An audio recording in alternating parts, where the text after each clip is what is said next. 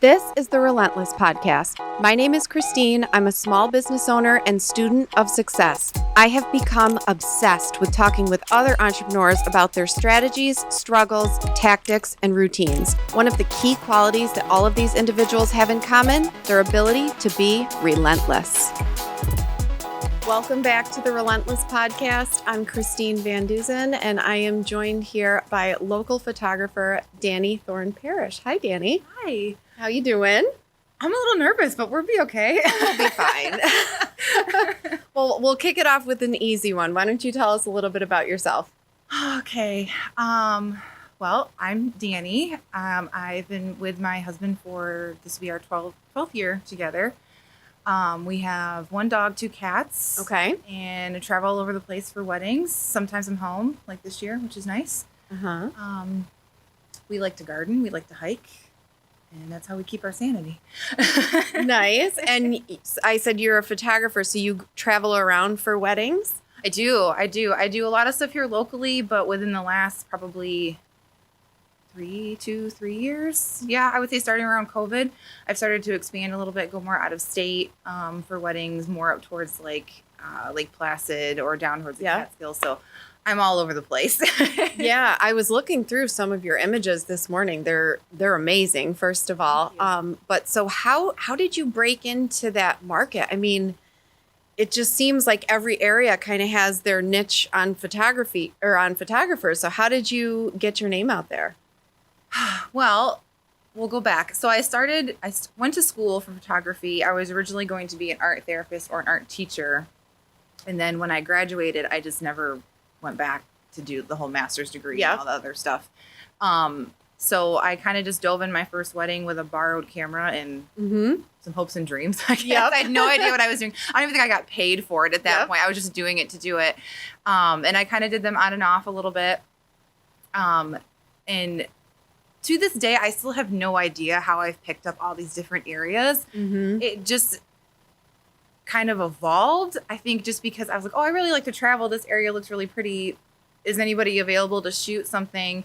And I would just start shooting when we would go on like mini weekend trips or vacations and stuff like that. So sometimes people say, how did you get into this niche, or what is your niche, or what area you're gonna go? I'm all over the place. I have no like set area that I'm in. I just use Finger Lakes as my home base and kind of expand out from there.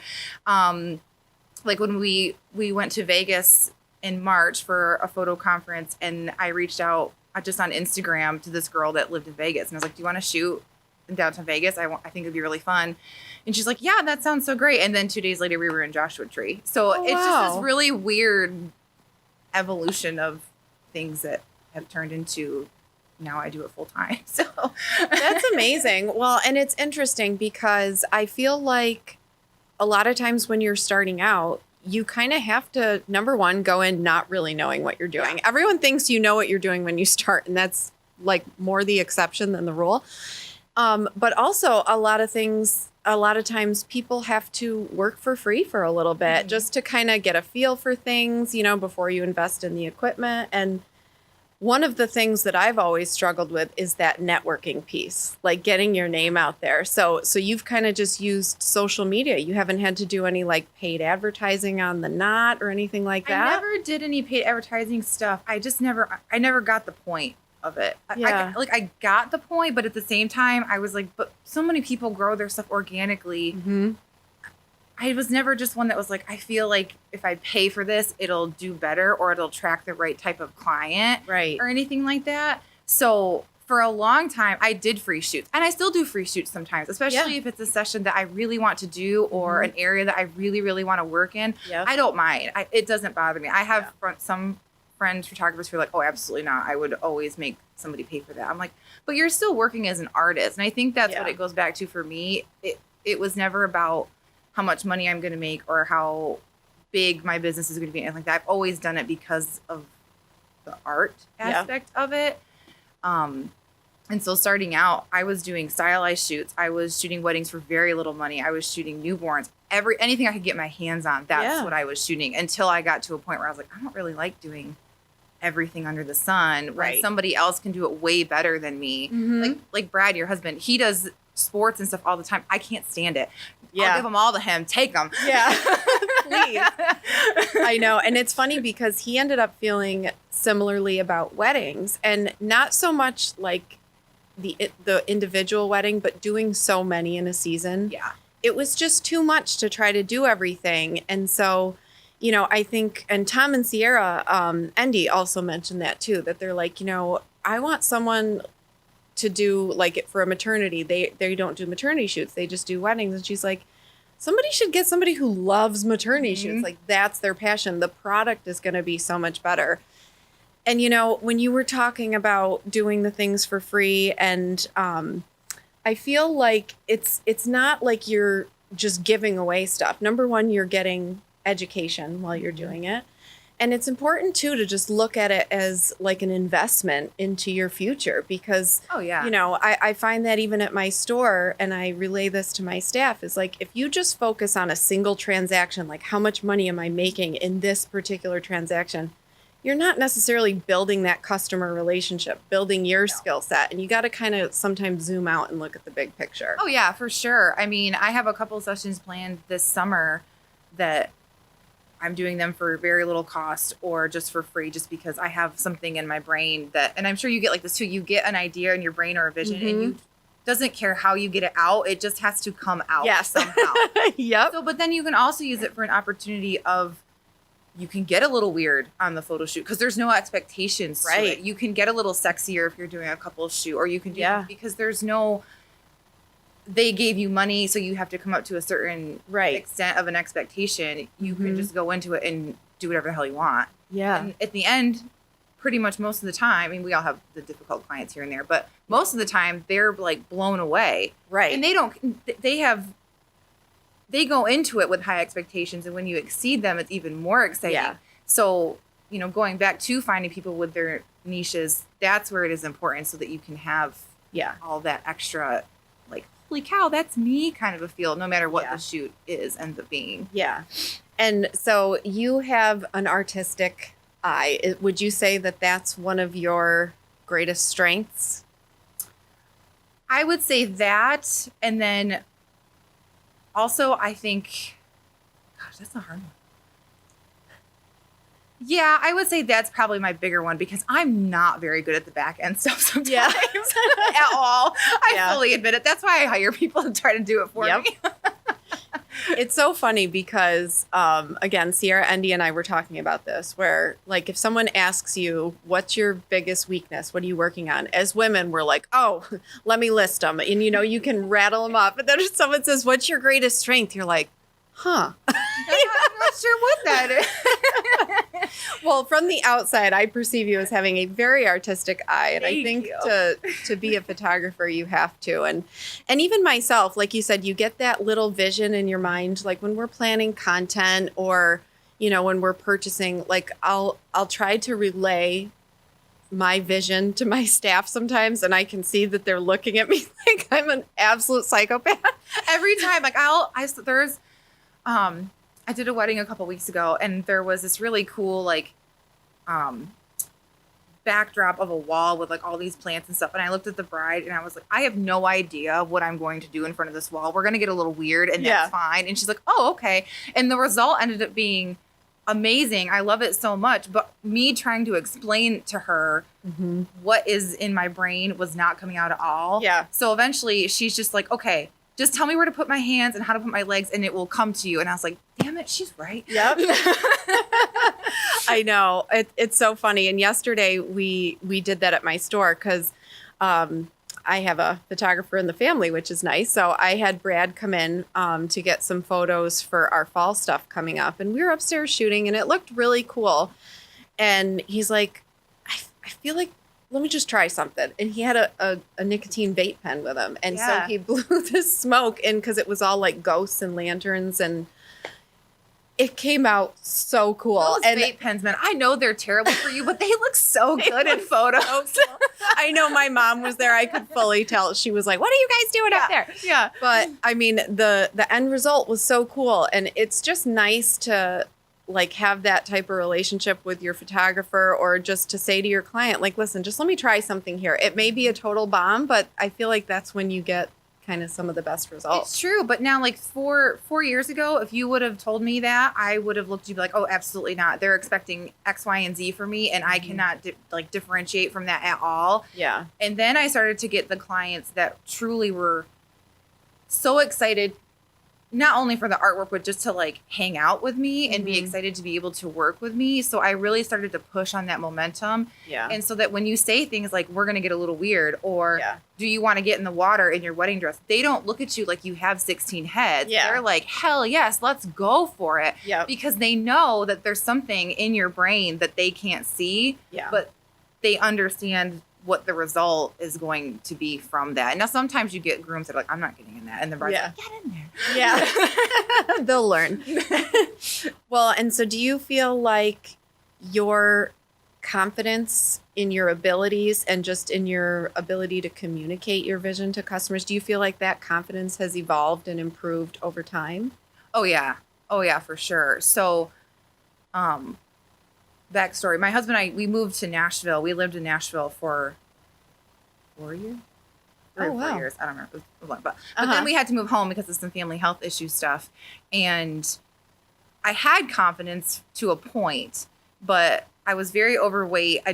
We were going through a lot of bad family health stuff and everything else. And then, I started to really concentrate more on my health and my mentality and things like that. And that pushed my business to a whole other level of how you saw yourself, because then clients started to see you in that light. And then they fully understood, okay, she knows what she's doing now. But if you were to tell me back in 2012, I would have been like, can you sit down? Is that okay if you sit down? And now I'm like, no, sit down. Yep. Sit in the grass. You don't have to ask for permission. No, yeah. But that's a big thing. You have to have clients that trust you enough to do that, because and also you have to trust yourself with that too, because they notice when you don't have the confidence in what you're telling them to do. Like they pick up on it, whether people think they do or not. Like they can tell. Yep.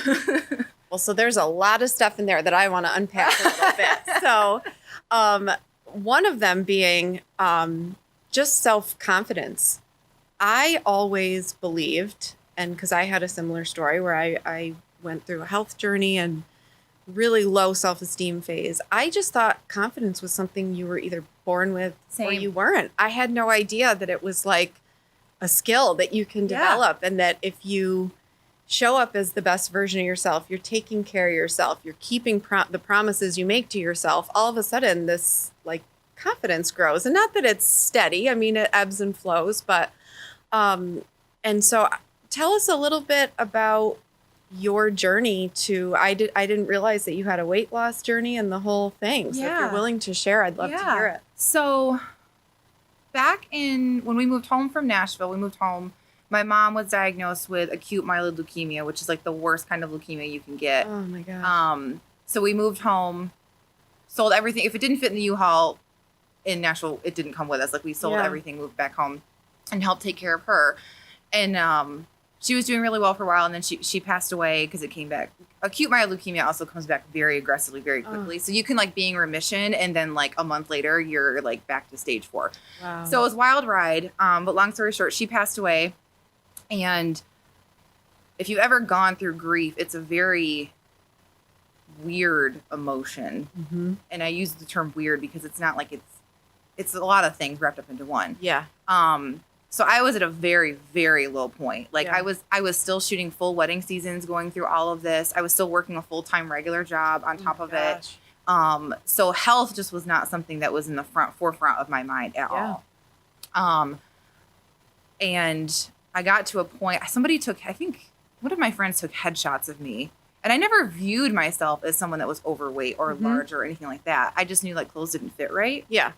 And I really liked to eat a lot of pizza. Same. So it was never like a thing. But then when I started going to therapy and stuff, I was telling her about some of my eating habits, and she's like, you're basically like binging food all the time, and like you're going on like these really weird like food aversions and things. Yeah.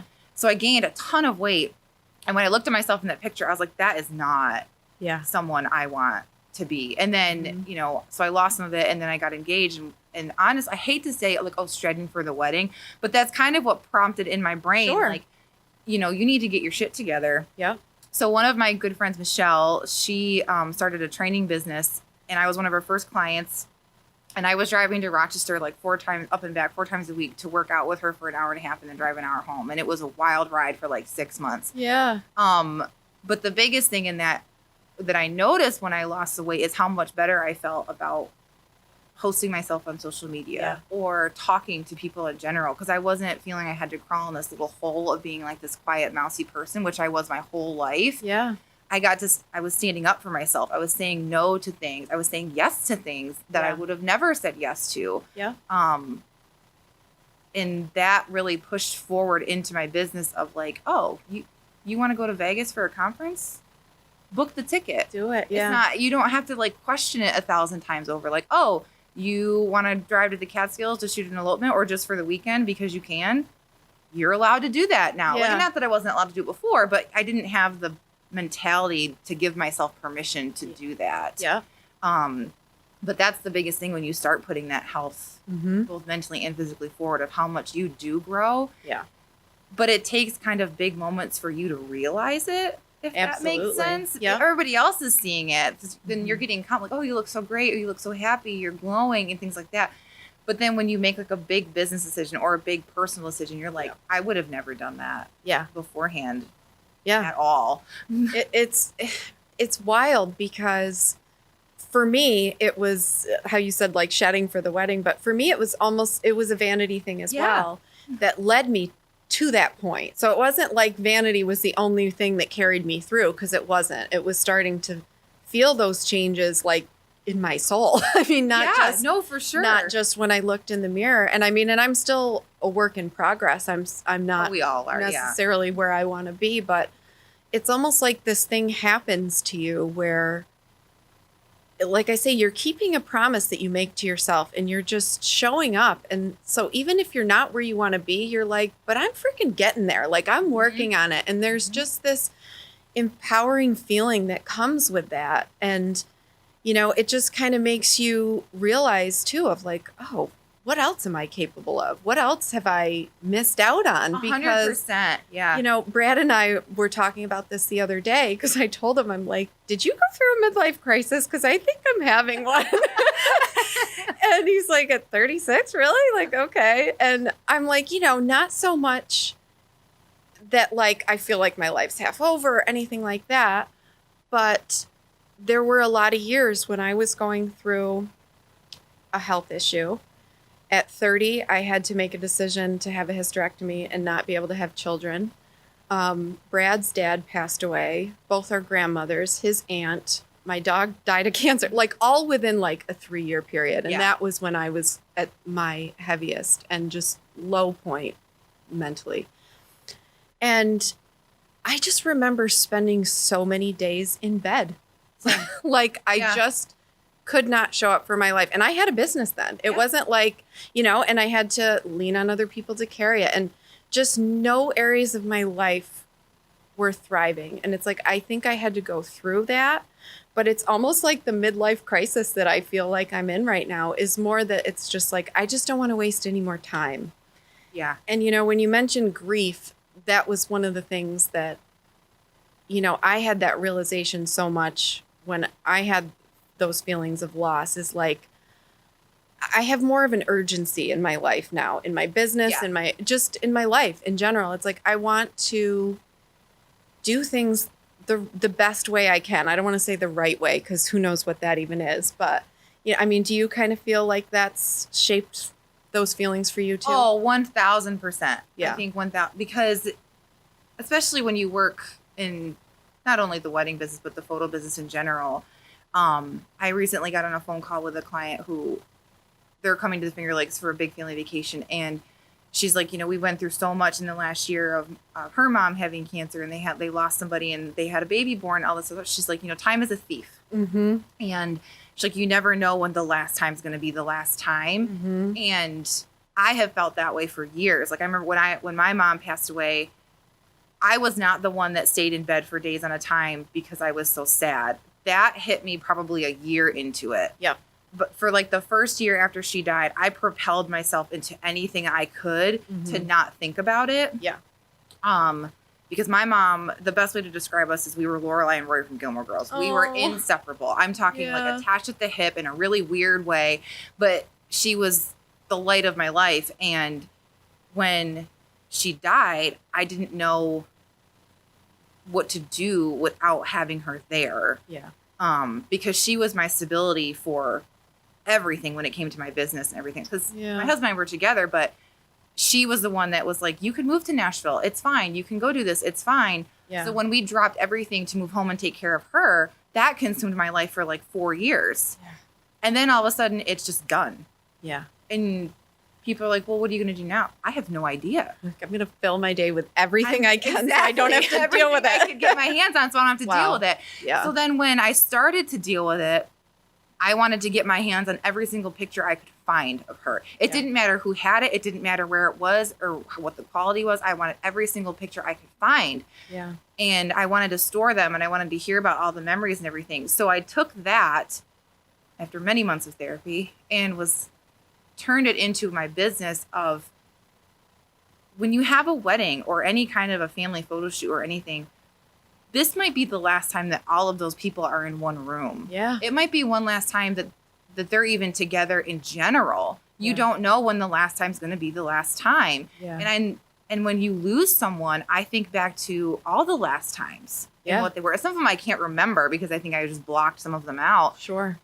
But that's why, like, when you go through something as a business owner, I think we try to hide it a lot and we try to mask it through things. Yeah. But when you work through it, it helps you propel things so much greater than you would have ever been able to do without having gone through some of the dark, heavy stuff. Because I have friends, I love them dearly. They have not gone through the dark, heavy stuff yet. Right. And so they can talk to you and have those conversations, but unless you've solidly gone through it, sometimes you have no idea. Yeah. Like none. Yeah. Well, and what a beautiful way to bring your mom with you to your business. I mean, you are, something that was so painful and hard for you to go through is now given this like emphasis on getting the best photos for these people. And, it just brings like a whole new layer of passion to your work. And I mean, that could be why things have propelled the way that they have. I'd like to think so. Yeah. She was my number one cheerleader for everything when it came to my business. I think back to what she would think of it now and she would probably be like, damn, okay. Yeah. You did it. Yeah. She would be very impressed, I'm sure. So would you say that that's the biggest challenge that you've had to go through probably in your life, but business wise was just showing up despite all of that? Yeah, I think so. Only because, like I said, I was still working a 40-hour plus regular, but 9 to 5. Mm-hmm. I was taking care of her, which was full-time, back and forth up to Rochester, sometimes back and forth up to Buffalo 4 or 5 times a week. Wow. Still shooting weddings. Bless all those clients that dealt with me that summer, man, because I'm still good friends with a lot of them. And they say all the time, we had no idea. Yeah. But no, for sure, that definitely was probably the hardest section of time of business wise. And then after too, because you feel lost. Yeah. You're just not sure because people look at you from the outside and it's like, oh, you're holding it together. And you're like, no. Yeah. It's so funny because I just said that to someone yesterday.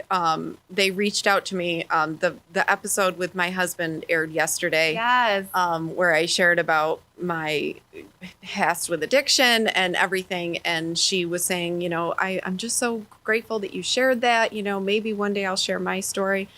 And I told her, I said, it's just so funny because for years people have been like, oh my God, I know, I wish I could do that, but your life is so perfect. And I hate that. Your marriage is so perfect. And I'm like, and every time I would hear that, like I would feel sick to my stomach because I just want to be like, are you joking? Do you realize I was like crying on my bathroom floor this morning? I was having a breakdown because the toaster didn't work. Okay. Yeah. All right.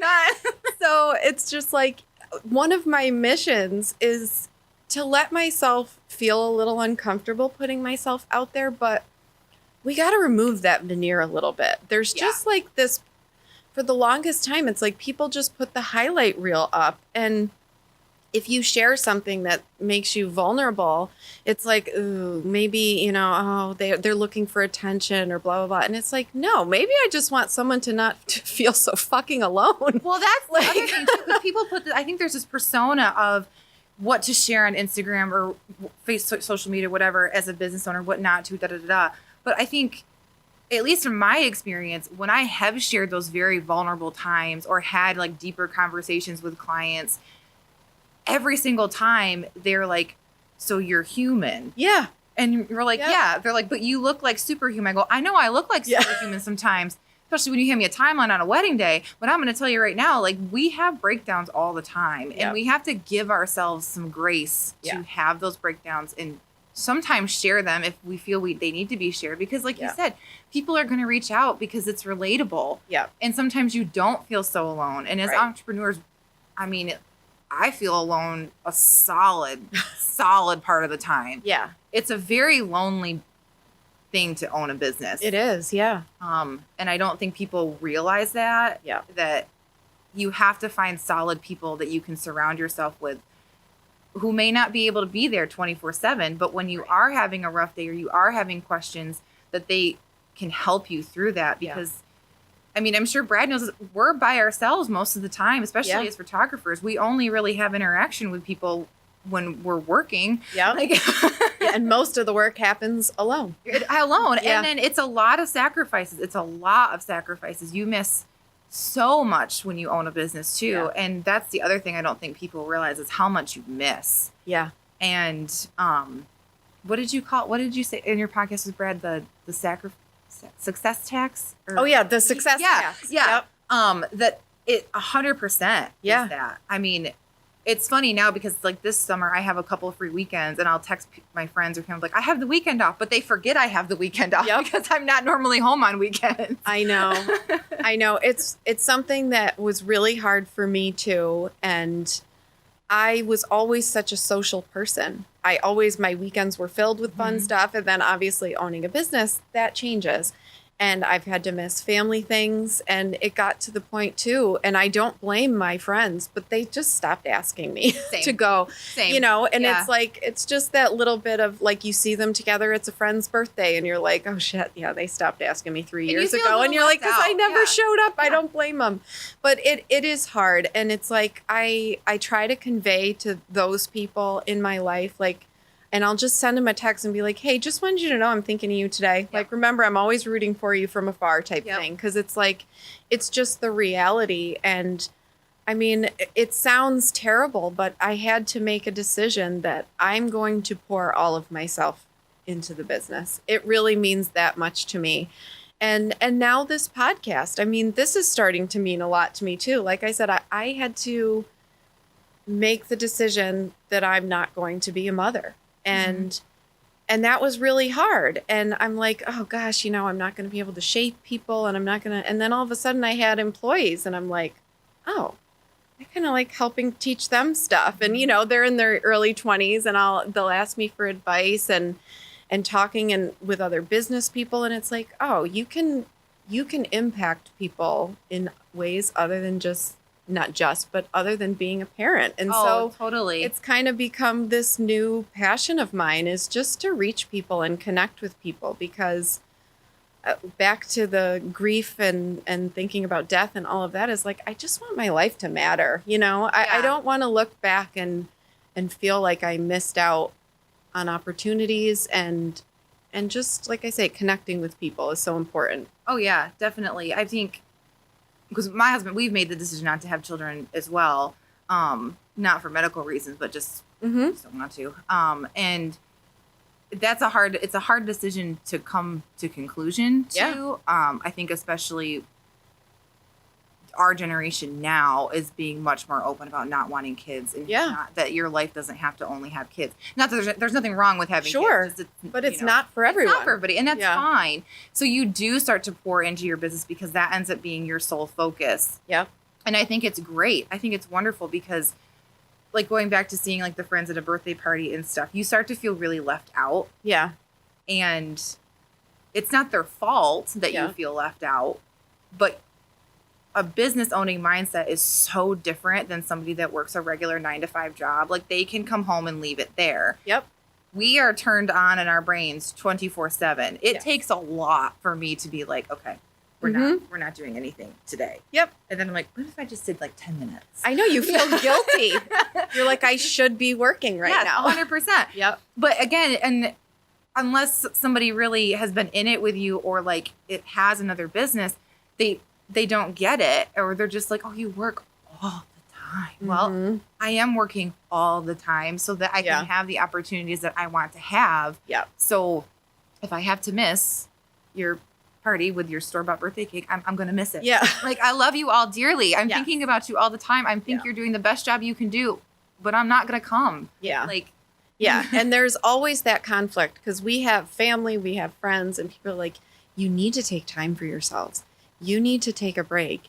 You need to do this. And you know, and you do. It's do, not, yeah. and it's not like we don't, but it's like people trying to place that on you. And I always say to them, I want to just be like, if you weren't going to get your paycheck this week, unless you hit these milestones or put in this time, like, wouldn't you make sure that you got that right. done? Oh, yeah. You know what I mean? It's like, I don't just get a paycheck every week. So it's like, if I don't show up right now, a month from now, I'm going to be going, God, why is it slow? What's going on? And then it's like, I'm going to know why. Because I went and just took a long weekend. Well, that's the other thing. My Aunt Shelly is a hairdresser, and she says all the time, you know, people are like, oh, are you going on vacation? Because we don't get vacations. Our vacations are literally, we've worked probably a year or two in advance to take a vacation. Yeah. I mean, I worked on my honeymoon. I was on my honeymoon and I was still editing like wedding pictures on my honeymoon. Yep. Just because I was like sitting there and I said, I cannot sit here all day and not do something. I love you so much, but if we're going to the beach, I'll go to the beach, but then I'm going to go back. Yeah. And my husband knows me well enough now to know that even if like we're in the car, like for road trips or something, I'm more than likely going to be working on my laptop or working from my phone. And he used to be very like get irritated about it. Yeah. And be like, you're always on your phone. But then when he started to see the momentum of things that we're gaining and building, he's like, all right, you do you. Yeah. And it's not necessarily forever. That's why I loved that idea of the success tax, because it is. It's like you are making those sacrifices up front. And, you know, God willing, we'll live long enough to be able to outsource and delegate and slow down. I mean, I've gotten much better at delegating some things and creating little pockets of time that I can do things. I just still do struggle with that, like nagging. You could be working right now. Oh, same. You're going to regret this. Well, you know? because it's just you. It's, you know what I mean? It's like, it's just us handling everything. Like we are HR, we are payroll, we are marketing, everything in between. It's just us. And I think sometimes when people view in the social media world now, there's a big thing with photographers that have assistants and editors and digital assistants and all this stuff. And not all of us have that. So it's just us. Yep. So when we're answering emails sometimes at 11:30 at night, it's because that's the pocket time of day that I had between dinner and a session and everything else, especially in the summer, to get back to you. Right. I know.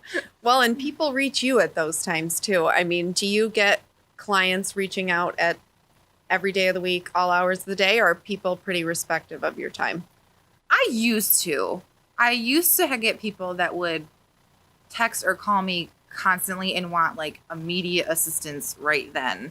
Yep. I had to learn probably within the last 2 years, I had to learn to set boundaries. Yes. With people, especially for wedding days and things like that. Because sometimes brides in the past would say, well, like, what about me? What about me?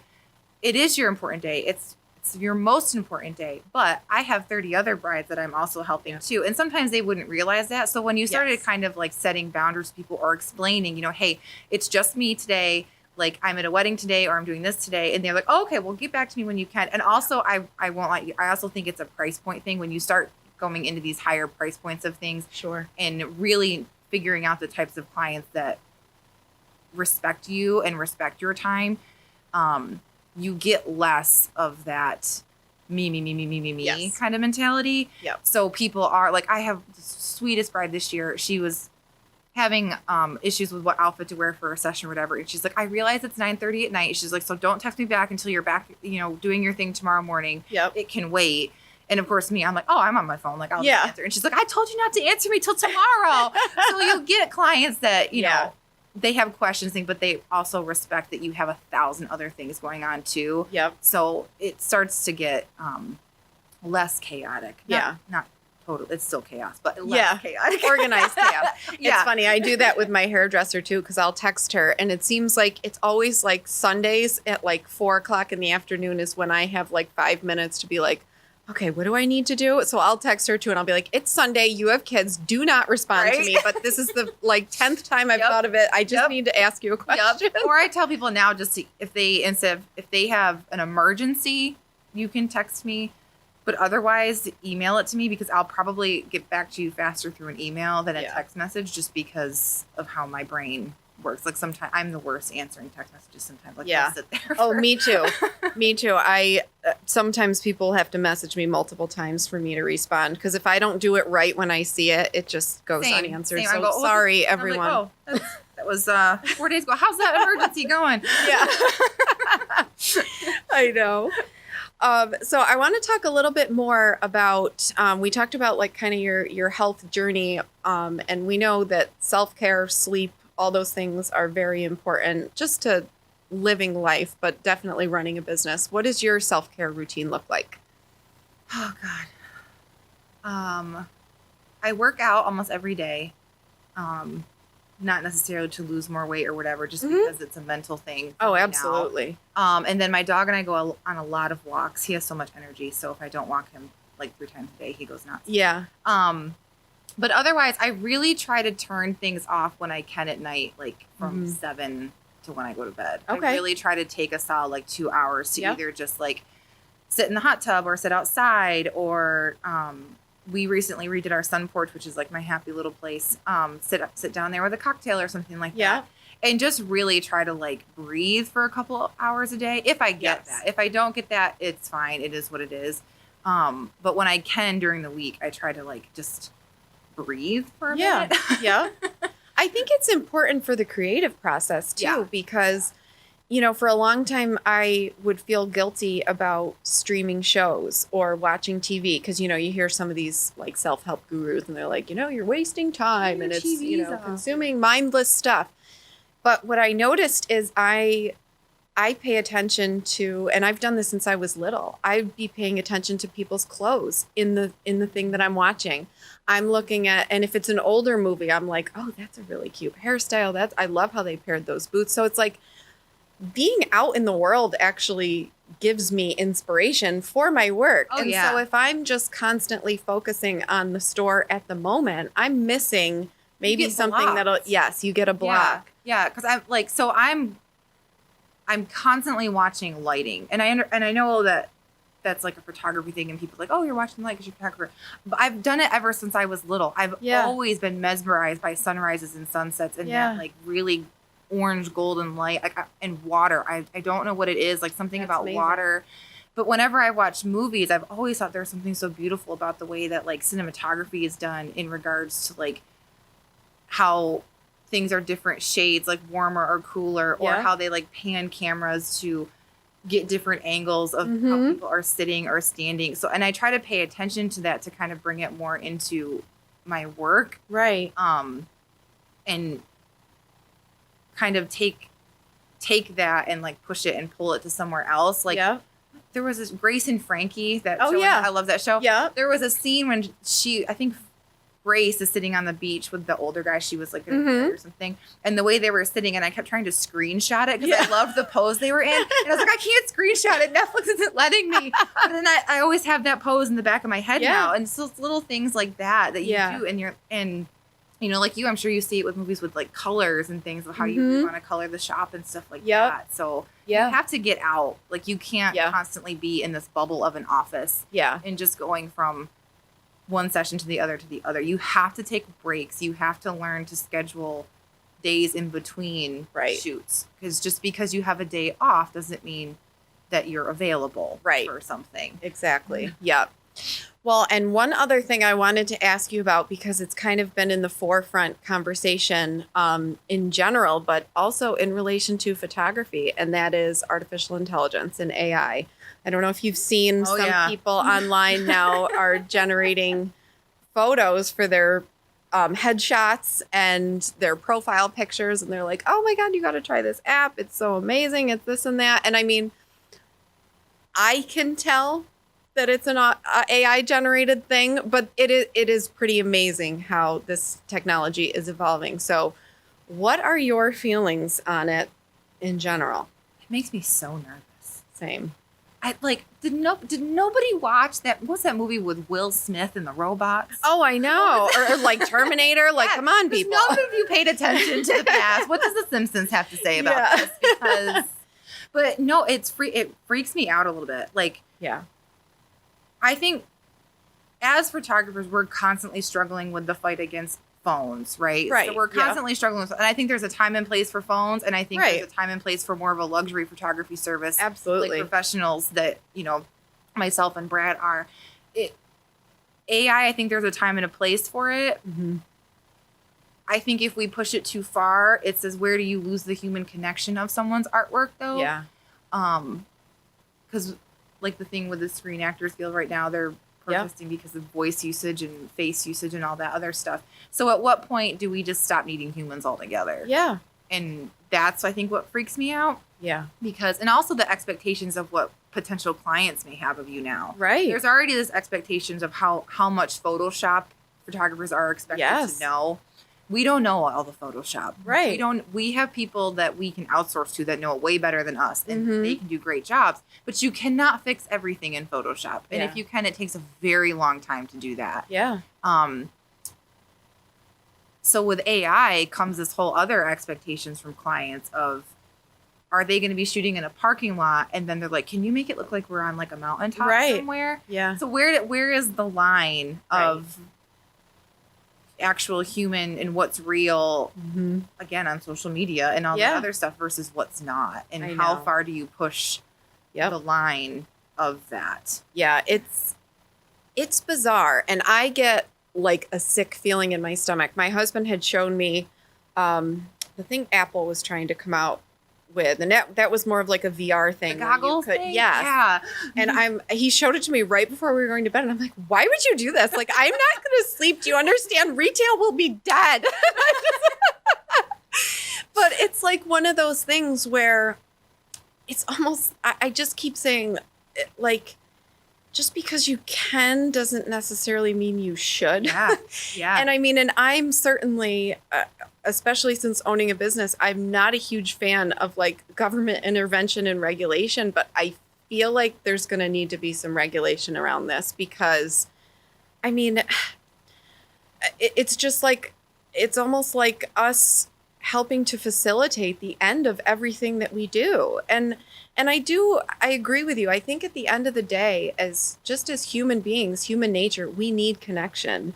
We need artists. And it's like, I can see that AI generated art. It's impressive. It's impressive that you can say, speak in do a podcast with Joe Rogan and it comes up and you're there. It's like, yes, it's impressive, but it's still more impressive to see you go out and shoot with a couple in the water, be in the water, and not just the photo that comes out of it, but the experience. Like, when did we give up wanting to actually experience things and not just have something cute to post on social? Well, it's the big thing too. It's I'm a very big advocate with my couples to have unplugged ceremonies, or tell people just to put their phones down in general. Yes. Because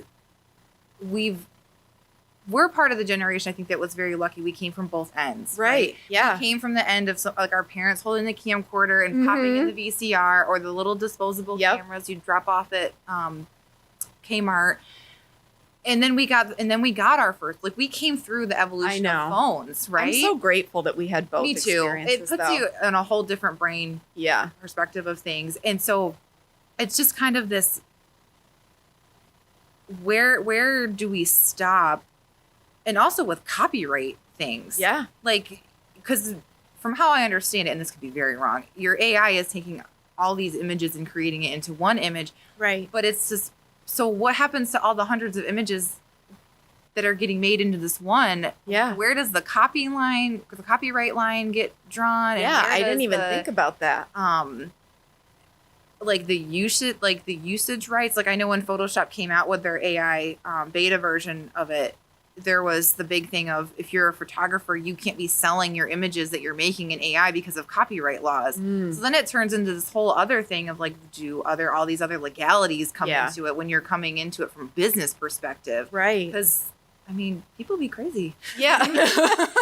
Yeah. And I mean, yeah, that's why I hope, I mean, the government and the regulation of social media is so far behind that I just hope that there can be something that just kind of, like I say, doesn't just, this could put us out of existence. You know what I mean? No, like it's it's very just freaky. very scary when you go down that rabbit hole. Yeah. Which I've done many times. Oh yeah.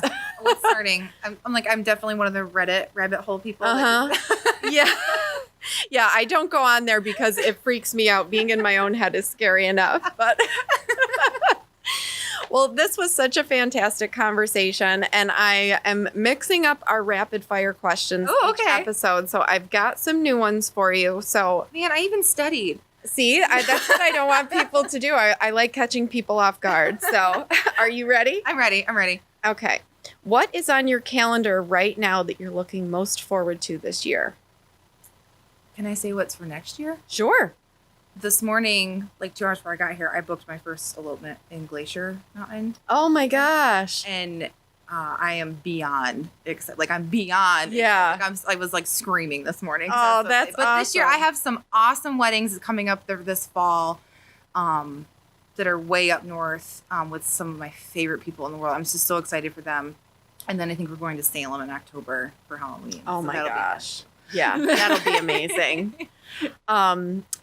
What is it about the work that you do that's most important to you? If someone said, what's the most important thing? Capturing those once in a lifetime moments because you don't know when the last time is going to be the last time. Yeah. Like grandparents at a wedding. Oh, I could sit with grandparents and shoot Mhm. grandparents at a wedding all day. Yeah. All day. Yeah. I love them. I love them so much. They're always so cute. And then they I get out there know. on the dance floor with their little like Yep. A little wiggle. shuffles. I love it. What does success mean to you? Finding happiness. I used to think it was money in a big house and traveling all the time and doing all that stuff. But when it comes back down to it, in all reality, it's actually just being happy and whatever that looks like to you, finding sparkle little glimmer moments throughout the day, finding cheerleaders for you that are like always in your corner and good friends, like the ride or die friends in both the industry and in your personal life. Yeah. Yep. Yeah. Couldn't agree more. Knowing what you know now, what would you do differently when starting your business? Have contracts. Yes. Only you always because think people are going to do the right you thing. always think you know somebody and you do. And man, I'll tell you what, some people show their real true colors when you don't have something in place. So you need, if you're going to start it, just protect yourself. Yeah. There are instances in my past, I wish I had done a better job of that, and stand up for yourself. Yes, absolutely. Being an entrepreneur changes people. What's one way that you've changed?